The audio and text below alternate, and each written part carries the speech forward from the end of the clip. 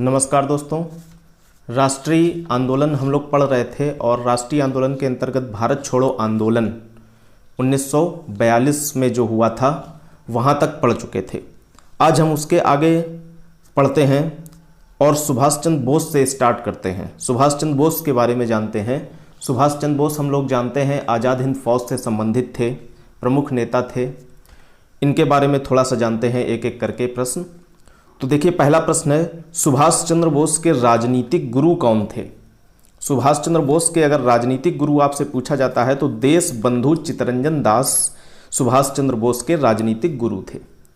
देश बंधु चित्तरंजन दास। तो यहाँ से प्रश्न भी पूछा जाता है कि देश बंधु किसे कहा जाता है, तो चित्तरंजन दास को ही देश बंधु कहा जाता है।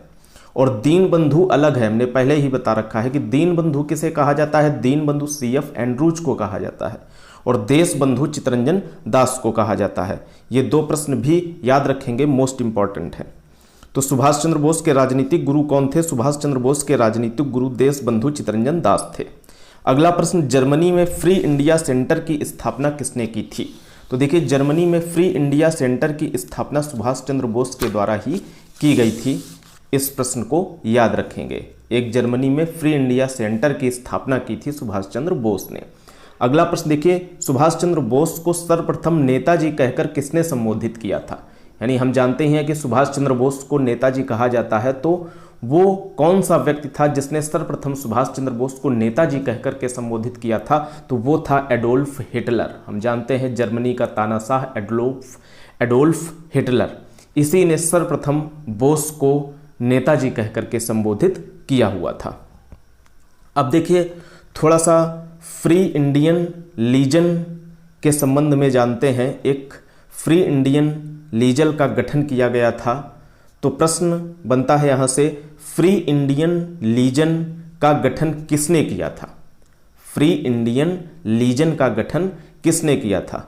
तो देखिए, 1942 में क्या हुआ था? 1942 में सुभाष चंद्र बोस ने उत्तरी अफ्रीका से पकड़े गए भारतीय युद्ध बंदियों को अपनी सेना में भर्ती कर लिया था। यानी उत्तरी अफ्रीका से जो भारतीय युद्ध बंदी पकड़े गए थे उनको नेताजी ने अपनी सेना में भर्ती कर लिया था और सेना में भर्ती करके 10,000 सैनिकों का दल गठित किया था। इसी 10,000 सैनिकों का जो ये दल गठित किया गया था नेताजी के द्वारा, इसे ही फ्री इंडियन लीजन कहा जाता है।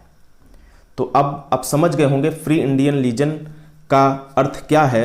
1942 में ही नेताजी ने उत्तरी अफ्रीका से पकड़े गए भारतीय युद्धबंदियों को अपनी सेना में भर्ती करके 10,000 सैनिकों का दल गठित किया था। इसको फ्री इंडियन लीजन कहा गया है। तो फ्री इंडियन लीजन का गठन किसने किया था? तो सुभाष चंद्र बोस के द्वारा ही फ्री इंडियन लीजन का गठन किया गया था। और ये क्या था आप समझ गए। अगला प्रश्न देखिए, आज़ाद हिंद फौज से संबंधित है। आज़ाद हिंद फौज की स्थापना का विचार सर्वप्रथम किसने दिया था? यानी आज़ाद हिंद फौज की स्थापना का विचार सर्वप्रथम किसने दिया था और किसने प्रयास किया हुआ था आज़ाद हिंद फौज की स्थापना का? तो देखिए, कैप्टन मोहन सिंह का नाम लिया जाता है। आज़ाद हिंद फौज की स्थापना में कैप्टन मोहन सिंह का नाम लिया जाता है। यानी अगर आपसे पूछा जाए कि आज़ाद हिंद फौज की स्थापना किसने की और कैप्टन मोहन सिंह ऑप्शन में है, तो आप कैप्टन मोहन सिंह को ही टिक करेंगे। लेकिन हुआ क्या था कि आज़ाद हिंद फौज की प्रथम डिवीजन का गठन 1 सितंबर 1942 को कैप्टन मोहन सिंह के द्वारा जरूर किया गया था। लेकिन ये जो गठन किया गया था कैप्टन मोहन सिंह के द्वारा आज़ाद हिंद फौज की प्रथम डिवीजन का, ये असफल हो गया था। असफल हो जरूर गया था, लेकिन अगर प्रश्न पूछता है कि आज़ाद हिंद फौज की स्थापना किसने की, किसने सबसे पहले विचार प्रस्तुत किया आज़ाद हिंद फौज की स्थापना का, तो हम कैप्टन मोहन सिंह का ही नाम लेंगे। अगला प्रश्न देखिए, आज़ाद हिंद फौज की सफलतापूर्वक स्थापना का श्रेय किसको दिया जाता है? भाई, जो प्रथम डिवीजन का गठन कैप्टन मोहन सिंह के द्वारा किया गया था आज़ाद हिंद फौज का, वो असफल रहा था। तो अगर आपसे पर्टिकुलर ये क्वेश्चन पूछता है कि आज़ाद हिंद फौज की सफलतापूर्वक स्थापना का श्रेय किसको दिया जाता है, तो रास बिहारी बोस को। अभी सुभाष चंद्र बोस नहीं आए हैं आज़ाद हिंद फौज में। रास बिहारी बोस को आज़ाद हिंद फौज की सफलतापूर्वक स्थापना का श्रेय दिया जाता है। तो आज़ाद हिंद फौज की सफलतापूर्वक स्थापना का श्रेय किसको दिया जाता है? अगर प्रश्न पूछे तो रास बिहारी बोस को आज़ाद हिंद फौज की सफलतापूर्वक स्थापना का श्रेय दिया जाता है।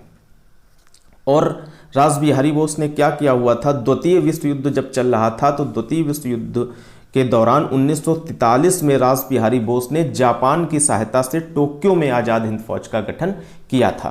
तो आज़ाद हिंद फौज का गठन कहाँ किया गया था? तो जापान में किया गया था, टोक्यो में। यह भी प्रश्न याद रखेंगे, पूछा जाता है। अगला प्रश्न देखिए, जुलाई 1943 में आज़ाद हिंद फौज की बागडोर रास बिहारी बोस ने किसको सौंप दी थी? तो सुभाष चंद्र बोस को सौंप दी थी जुलाई 1943 में आज़ाद हिंद फौज की बागडोर। तो अब आज़ाद हिंद फौज की बागडोर किसके हाथों में आ गई? सुभाष चंद्र बोस के हाथों में। तो आज़ाद हिंद फौज की स्थापना किसने की हुई थी? कैप्टन मोहन सिंह ने की थी। सफलतापूर्वक स्थापना किसने की हुई थी? सफलतापूर्वक स्थापना रास बिहारी बोस ने की हुई थी। रास बिहारी बोस के बाद सुभाष चंद्र बोस के हाथों में आज़ाद हिंद फौज की बागडोर आ जाती है। तो इतने तथ्य जो है आज़ाद हिंद फौज के बारे में याद रखेंगे। अगला प्रश्न देखिए, सुभाष चंद्र बोस ने महिलाओं के लिए आज़ाद हिंद फौज में एक ब्रिगेड की स्थापना की थी, उस ब्रिगेड का क्या नाम था? तो सुभाष चंद्र बोस ने महिलाओं के लिए भी आज़ाद हिंद फौज में एक ब्रिगेड की स्थापना की थी, उस ब्रिगेड का नाम था रानी लक्ष्मीबाई रेजिमेंट। तो अगर आपसे ये प्रश्न पूछा जाता है स्पेशली तो आप आंसर करेंगे रानी लक्ष्मीबाई रेजिमेंट। अगला प्रश्न देखिए, आज़ाद हिंद फौज का झंडा कैसा था? आज़ाद हिंद फौज का झंडा कैसा था? तो आज़ाद हिंद फौज का जो झंडा था वो कांग्रेस के तिरंगे झंडे की तरह का था। यानी जैसा कांग्रेस का तिरंगा झंडा होता है उसी तरीके से आज़ाद हिंद फौज का झंडा था। इसमें जो है दहाड़ते हुए शेर का चिन्ह बना हुआ था, एक शेर दहाड़ता हुआ प्रदर्शित किया गया था इस झंडे में। अगला प्रश्न देखिए, नवंबर 1943 में आज़ाद हिंद फौज ने अंडमान एवं निकोबार द्वीप पर कब्जा कर लिया था, इसके क्रमशः क्या नाम रखे गए थे? तो देखिए क्या किया था सुभाष चंद्र बोस ने अंडमान और निकोबार द्वीप पर कब्जा कर लिया था। यानी सुभाष चंद्र बोस की जो आज़ाद हिंद फौज थी उसने नवंबर 1943 में अंडमान और निकोबार द्वीप पर कब्जा कर लिया था। और जो अंडमान द्वीप था उसका नाम रखा गया था शहीद द्वीप, और जो निकोबार द्वीप था उसका नाम रखा गया था स्वराज द्वीप। अंडमान द्वीप का नाम शहीद द्वीप रखा गया था और निकोबार द्वीप का नाम स्वराज द्वीप रखा गया था। इस तथ्य को याद रखेंगे। अगला प्रश्न देखिए, दिल्ली चलो का नारा किसने दिया था? तो दिल्ली चलो का नारा जो है सुभाष चंद्र बोस के द्वारा सिंगापुर में दिया गया था। कहाँ दिया गया था? सिंगापुर में दिया गया था और सुभाष चंद्र बोस के द्वारा दिया गया था। अगला प्रश्न देखिए, गांधी जी को राष्ट्रपिता सर्वप्रथम किसने कहा था? तो सुभाष चंद्र बोस ने रेडियो प्रसारण के माध्यम से गांधी जी को सर्वप्रथम राष्ट्रपिता कह करके संबोधित किया हुआ था। तो गांधी जी को राष्ट्रपिता कहने वाले सुभाष चंद्र बोस ही थे। अगला प्रश्न देखिए, सुभाष चंद्र बोस की मृत्यु कब हुई थी? तो देखिए कहा जाता है कि अगस्त 1945 में ताइवान में प्लेन क्रैश से सुभाष चंद्र बोस की मृत्यु हो गई थी। पूर्णतः जो है प्रामाणिक नहीं है, लेकिन फिर भी ये आशा लगाई जाती है, एक कयास लगाया जाता है कि अगस्त 1945 में ताइवान में प्लेन क्रैश से सुभाष चंद्र बोस की मृत्यु हो गई थी। अगला प्रश्न देखिए, सुभाष चंद्र बोस के प्रमुख नारे कौन कौन से थे? तो दो नारे इनके मुख्य रूप से प्रसिद्ध हैं। पहला तो है तुम मुझे खून दो मैं तुम्हें आज़ादी दूंगा, और दूसरा जो नारा था वो जय हिंद। तो आपसे इस प्रकार से प्रश्न पूछेगा कि तुम मुझे खून दो मैं तुम्हें आज़ादी दूंगा किसका नारा है? तो सुभाष चंद्र बोस का नारा है। जय हिंद किसका नारा है? तो जय हिंद भी सुभाष चंद्र बोस का नारा है। अब देखिए अगर आपसे ये प्रश्न पूछ देता है कि सर्वप्रथम जय हिंद का नारा किसने दिया था? तो देखिए जय हिंद का नारा सुभाष चंद्र बोस ने जरूर दिया हुआ था, लेकिन सर्वप्रथम जय हिंद का नारा सुभाष चंद्र बोस ने नहीं दिया था। ये थोड़ा सा टेक्निकल प्रश्न है। तो सर्वप्रथम जय हिंद का नारा देने वाले थे आबिद हसन सफरानी। याद रखेंगे, क्वेश्चन पूछा जा सकता है। क्रांतिकारी थे आबिद हसन सफरानी, उन्होंने ही सर्वप्रथम जय हिंद का नारा दिया था। तो सर्वप्रथम जय हिंद का नारा अगर पूछा जाता है तो क्रांतिकारी आबिद हसन सफरानी के द्वारा सर्वप्रथम जय हिंद का नारा दिया गया था। अगला प्रश्न देखिए, सुभाष चंद्र बोस को देश नायक की उपाधि किसने दी थी? तो देखिए देश नायक की उपाधि सुभाष चंद्र बोस को दी गई थी, और देश नायक की उपाधि सुभाष चंद्र बोस को रविन्द्रनाथ टैगोर के द्वारा दी गई थी। इस तथ्य को भी याद रखेंगे। अगला प्रश्न देखिए, सुभाष चंद्र बोस की मृत्यु की जांच के लिए सरकार ने किस आयोग का गठन किया था? यानी सुभाष चंद्र बोस की मृत्यु की जांच के लिए एक सरकार ने आयोग बनाया था, उस आयोग का नाम था मुखर्जी आयोग, यानी मुखर्जी आयोग का गठन किया गया था। अब देखिए, ये सुभाष चंद्र बोस से संबंधित जितने भी क्वेश्चन थे, आज़ाद हिंद फौज से संबंधित जितने भी क्वेश्चन थे, लगभग सारे के सारे हो गए।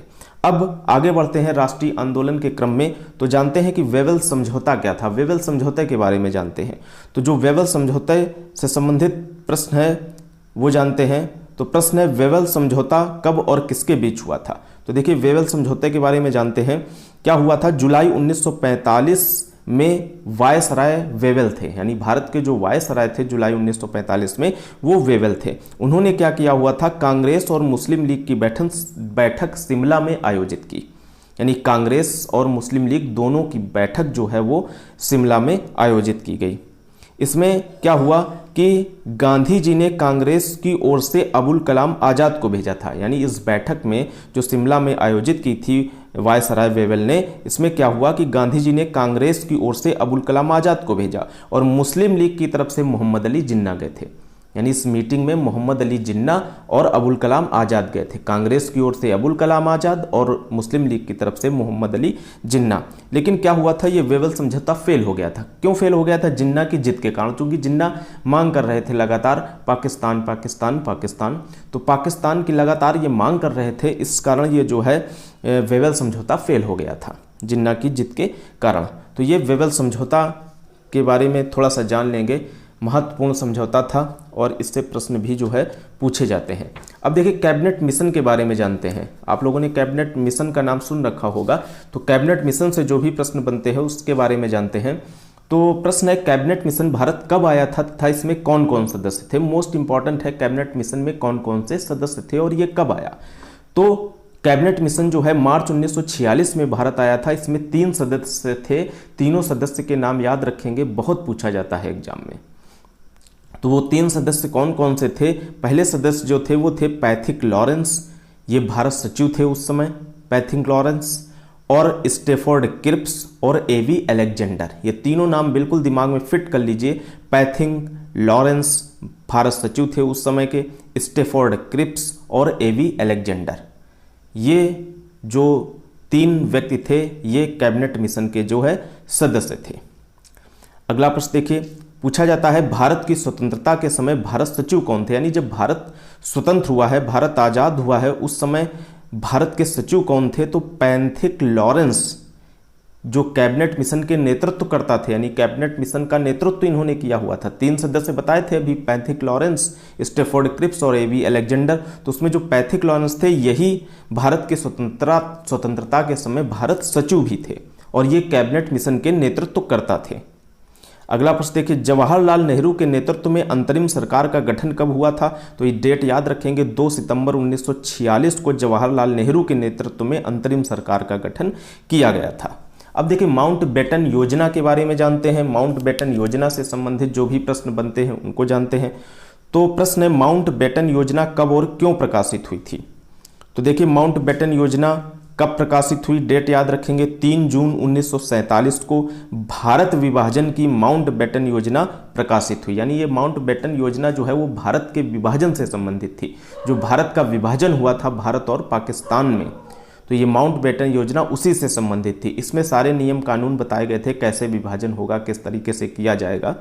तो इस योजना के तहत मुख्य रूप से कौन कौन सी बातें थीं वो जान लेते हैं। सबसे पहली बात यह थी कि देश को 15 अगस्त 1947 को 2 डोमिनियनों भारत और पाकिस्तान में बांट दिया जाएगा। यानी ये निश्चित किया गया इस योजना में कि 15 अगस्त 1947 को भारत और पाकिस्तान 2 डोमिनियन स्टेट बन जाएंगे, अलग अलग हो जाएंगे। और क्या किया जाएगा? दोनों डोमिनियनों को पूरी स्वतंत्रता और प्रभुसत्ता सौंप दी जाएगी। यानी भारत को अलग स्वतंत्रता और प्रभुसत्ता सौंप दी जाएगी और पाकिस्तान को अलग स्वतंत्रता और प्रभुसत्ता सौंप दी जाएगी। इस माउंटबेटन योजना में यह प्रस्ताव दिया गया। और इसी क्रम में क्या हुआ? 14 अगस्त को पाकिस्तान अधिराज्य बना और 15 अगस्त को भारत अधिराज्य की स्थापना हो गई।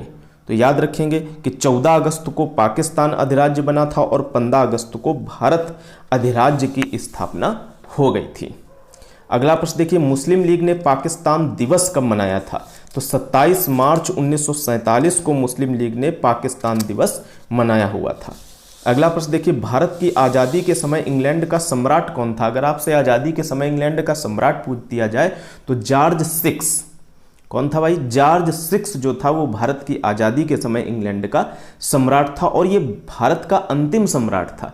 भाई अब देश स्वतंत्र हो गया, अब भारत का सम्राट थोड़ी ना कोई ब्रिटेन का व्यक्ति होगा, क्योंकि भारत अब स्वतंत्र हो चुका है। तो जॉर्ज 6 जो था वो भारत का अंतिम सम्राट था, क्योंकि आज़ादी के समय यही इंग्लैंड का सम्राट था। अगला प्रश्न देखिए, स्वतंत्रता प्राप्ति के समय ब्रिटेन के प्रधानमंत्री कौन थे?